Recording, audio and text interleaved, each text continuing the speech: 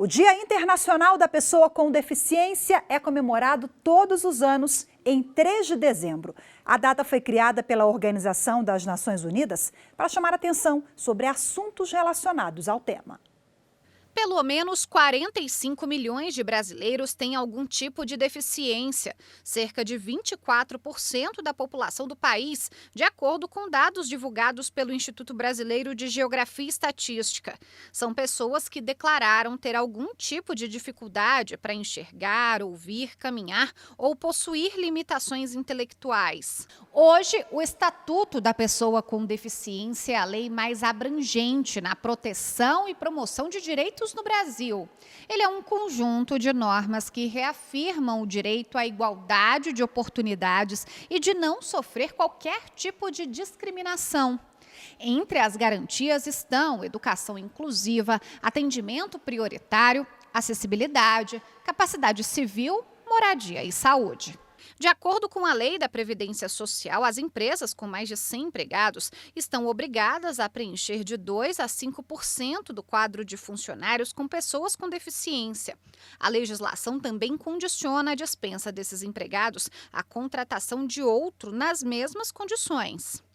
Atualmente, cerca de 370 mil profissionais com algum tipo de limitação estão empregados na administração pública e em empresas privadas. Isso, no entanto, ainda representa uma ocupação de pouco mais da metade dos postos de trabalho reservados a eles, segundo o Ministério da Economia. O Supremo Tribunal Federal tem atuado na garantia de direitos. No campo da Previdência Social, por exemplo, o STF decidiu que, na apuração do imposto sobre a renda, a pessoa com deficiência com mais de 21 anos e capacitada para o trabalho pode ser considerada dependente quando a remuneração dela não exceder as deduções autorizadas por lei. O Supremo também invalidou um decreto que retirava o direito de candidatos com deficiência à adaptação razoável em provas físicas de concursos públicos. Na decisão, os ministros destacaram que a Constituição Federal e a Convenção de Direitos das Pessoas com Deficiência garantem a reserva de vagas em concursos públicos e estabelecem medidas de equidade em processos seletivos. Bom, agora para repercutir essa e outras questões, eu converso ao vivo, de forma remota, com a advogada Renata Ferreira. Olá, doutora Renata, seja muito bem-vinda, boa tarde. Boa tarde, Rafaela, muito obrigada. Bom, nós já acompanhamos na reportagem que o Estatuto ele é bem robusto, ele traz uma série de garantias, direitos previstos, mas infelizmente na prática ainda a gente se depara com violações das mais diversas naturezas. Eu queria ver com a senhora agora, na sua avaliação, quais são os principais gargalos para a gente dar efetividade ao ordenamento que já temos bem robusto sobre a proteção a essas pessoas?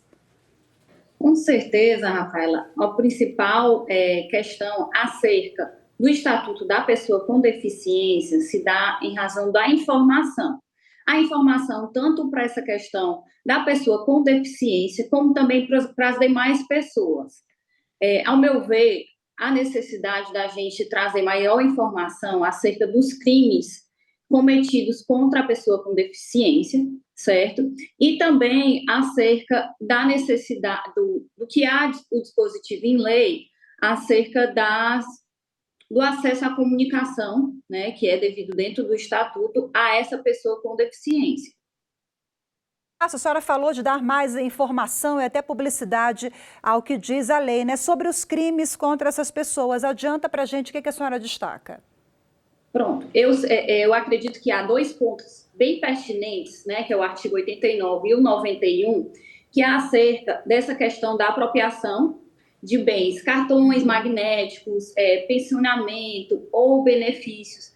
Há um agravante se essa pessoa ela é portadora de alguma deficiência, né? Então, assim, a gente às vezes fala muito acerca dessa apropriação com relação à pessoa idosa, mas há o crime, sim, com a pessoa que detém alguma deficiência. E aí, dentro do Estatuto, há um esclarecimento acerca de quais deficiências físicas, deficiências mentais. Então, assim, é importante a gente falar acerca desse crime, que muito se fala com o idoso, ou às vezes com a mulher que é vítima de violência doméstica, mas não se fala acerca do crime cometido com a pessoa com deficiência. Quer dizer, em alguns casos a pena pode ser até agravada, né, se cometida contra a pessoa com deficiência, que está mais vulnerável ali. Bom, 7 anos depois do estatuto, ele deve ser revisto, ele precisa ser revisto na sua avaliação?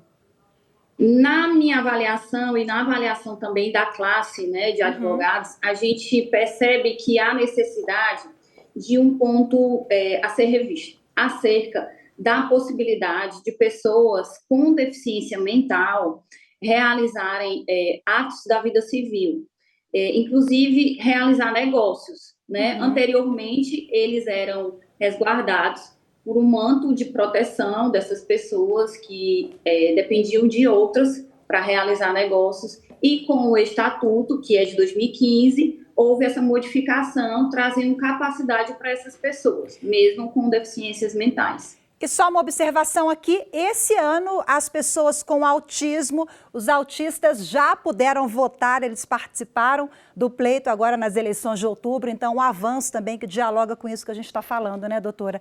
Bom, em relação ao mercado de trabalho, o mercado de trabalho tem respeitado a lei de cotas?